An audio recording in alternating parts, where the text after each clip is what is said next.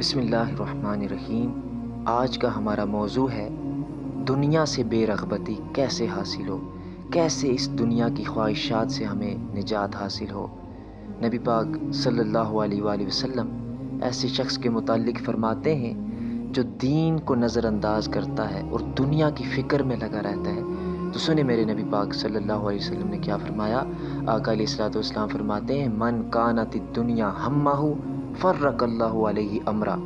جو شخص اس دنیا کی فکر میں لگا رہتا ہے، اس دنیا کی سوچوں میں گم رہتا ہے، آقا علیہ الصلوۃ والسلام فرماتے ہیں اللہ تعالیٰ اس کے کاموں کو مشکل بنا دیتا ہے، اس کے لیے پریشانیاں بڑھا دیتا ہے، اور وہ ہمیشہ مفلسی کے خوف میں رہتا ہے۔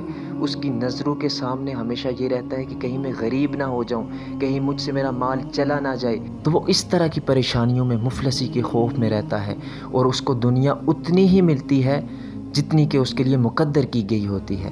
اور پھر کیا آگے فرمایا، آقا علیہ الصلوۃ والسلام فرماتے ہیں کہ جو شخص آخرت کی فکر میں لگا رہتا ہے، آخرت کی سوچوں میں گم ہوتا ہے، اللہ تعالیٰ اس کے لیے تمام کاموں کو آسان فرما دیتا ہے، اور اس کے دل کو اس دنیا کی محبت سے بے پرواہ فرما دیتا ہے۔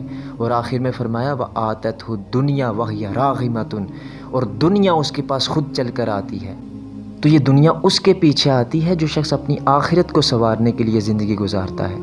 تو معلوم ہوا کہ جو شخص اپنی آخرت کو سنوارنے کے لیے نکلتا ہے، اللہ تعالیٰ اس کی آخرت بھی سنوارتا ہے اور دنیا بھی۔